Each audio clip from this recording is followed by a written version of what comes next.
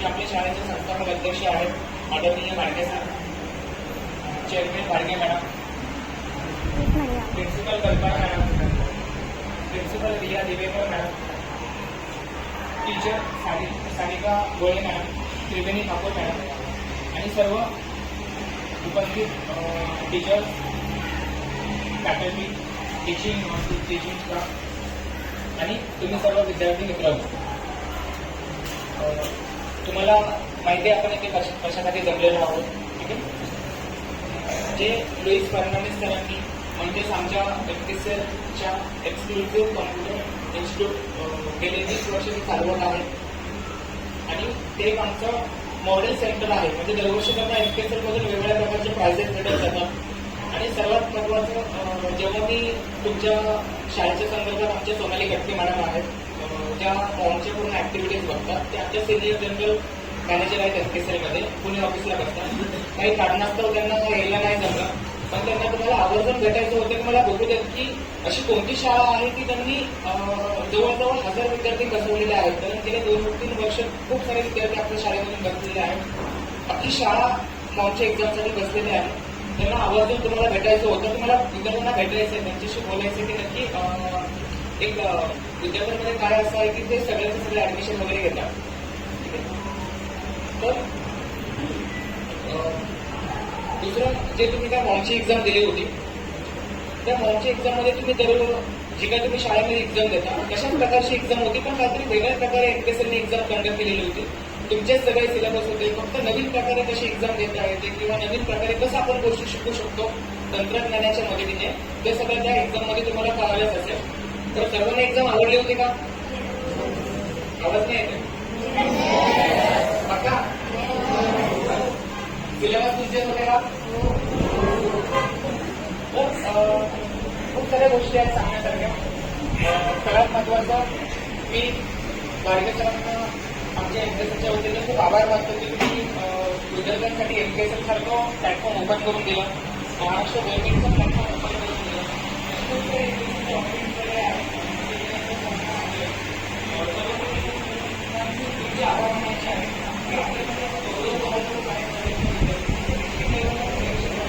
लाखो विद्यार्थ्यांमध्ये किती नंबर काढलेला आहे त्यांच्यासाठी जोरदार कार्य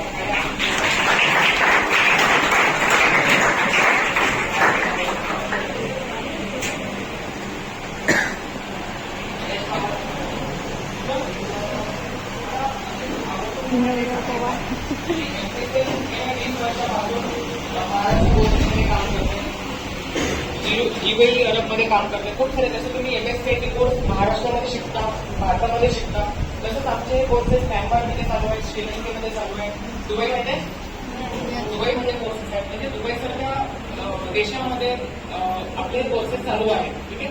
सो गेले 25 वर्ष एमकेएसएलने खूप सारे, कारण गव्हर्नमेंट जर तुम्हाला इन फ्युचर कुठे गव्हर्नमेंटमध्ये लागायचं असेल, सेमी गव्हर्नमेंटमध्ये लागायचं असेल, तालुका पातळीवर लागायचं असेल तर तुम्हाला MSCIT करणं कंपल्सरीच आहे. कारण गव्हर्नमेंटचा GR आहे की जर तुमच्याकडे MSCITचं शासकीय प्रमाणपत्र असेल तर तुम्हाला नोकरी दिली जाईल. दुसरं, अगोदर असं व्हायचं की MSCIT म्हणजे फक्त वर्ड एक्सेल पॉवरपॉइंट नाही. गेले 2 वर्षापासून जेव्हा AIचा जमाना आलेला आहे, एमकेएसएलच्या प्रत्येक कोर्समध्ये आम्ही AI टाकलेला आहे. सर्वात महत्वाचा आमचा कोर्स आहे MSCIT, त्यामध्ये 125 ह्या वर्षीपासून म्हणजे सर्वांना मी कालच मेल केलेला आहे. 125 AI तुम्हाला शिकवले जाणार आहे, तेव्हा हँड्स ऑन प्रॅक्टिस.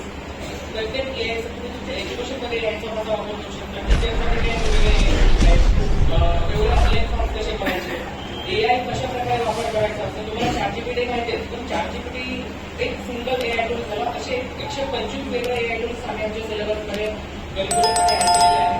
प्रत्येक एआयची हँड्स ऑन प्रॅक्टिस, म्हणजे तुम्हाला त्या एआयचा वापर करता आला पाहिजे. असे खूप सारे एक्झाम्पल्स आहेत देण्यासाठी.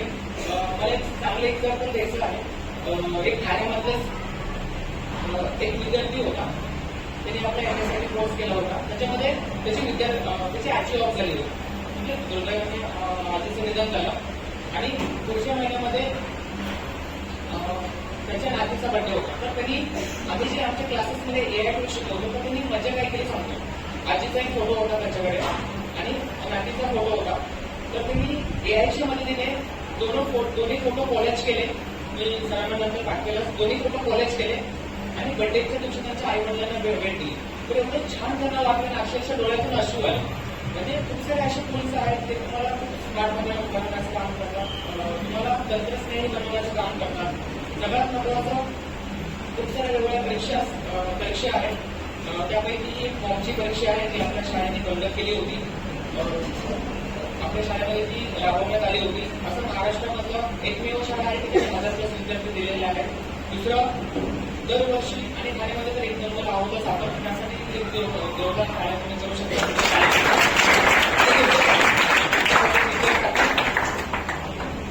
दुसरं, मला अजून एक गोष्ट तुम्हाला आवर्जून सांगायची आहे की जेव्हा तुम्ही 11वी-12वी जाल, डिग्रीमध्ये जेव्हा तुम्ही ऍडमिशन घ्याल तर सगळ्यात महत्वाचं आपण सगळ्या गोष्टी शिकतो, पण जी सगळ्यात गोष्ट महत्वाची असते तुम्हाला माहिती आहे की जर का डिग्री नंतर पण असे खूप सारे जण आहेत की त्यांना जॉब नाही मिळत, 12वी नंतर पण जॉब नाही मिळत, त्यांचं चांगलं शिक्षण झालेलं असतं, त्यांना टक्केवारी पण चांगली पडलेली असते, इव्हन त्यांच्या कॉलेजमध्ये पण नंबर आलेला असतो, पण कधी कधी असं होतं की त्यांना जॉब नाही मिळत कारण त्यांनी सगळ्या फील्ड कव्हर केलेल्या असतात. म्हणजे जॉबच्या ज्या टिकमार्क्स असतात त्या सगळ्या कव्हर केलेल्या असतात, पण एक टिकमार्क त्यांनी कव्हर केलेली नसते, मला एक्स्ट्रा करिक्युलर ऍक्टिव्हिटीज लागतात. ठीक आहे, आजकालच्या जमान्यामध्ये तुम्हाला कॉम्प्युटर चांगल्या प्रकारे हाताळता आलंच पाहिजे. त्यासाठी सरांनी पुढे येऊन तुमच्या शाळेमध्ये एमएससीआयटी केंद्र ओपन केलेलं आहे. आपलं एमएससीआयटी ऑथराइज केंद्र आहे, गव्हर्नमेंटचं ऑथराइज केंद्र आहे. व्हॅकेशनमध्ये तुम्ही तुमच्या शाळेमध्ये ऍडमिशन घेऊ शकता, तुम्हाला बाहेर कुठेही जायची गरज नाही. समजा काही कारणाचं तुम्हाला शाळेला यायला नाही जमलं तर तुम्ही शाळेमध्ये ऍडमिशन घेऊन आपल्या एक्सक्लुसिव्ह कॉम्प्युटर एज्युकेशन फर्नांडिस सरांजवळ पण तुम्ही तो कोर्स करू शकता. असं नाही की मी तिकडे गेले म्हणजे तिकडे नाही राहायचं, तसं तुम्ही तिकडे जाऊन तुम्ही तो कोर्स पूर्णपणे शिकू शकता. एआयची मजा शिका. इव्हन ह्या वर्षी आम्ही टॅगलाईनच तयार केलेली आहे, शिकूया एआयची क्रांती, चला करूया एमएससीआयटी. खूप छान आहे. गेले 2 वर्ष आम्ही एमएससीआयटी मध्ये वेगवेगळे एआय टूल्स राबवत आहोत. आतापर्यंत 8 ते 10 लाख लोकांना आम्ही एआय शिकवलेला आहे. 2030 मध्ये खूप सारं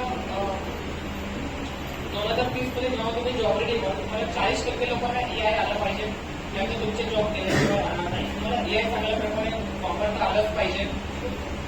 खूप साऱ्या ऍक्टिव्हिटीज आहेत, मला खूप काही बोलायचं आहे पण वेळेच्या अजून त्याला बोलता नाही आलं.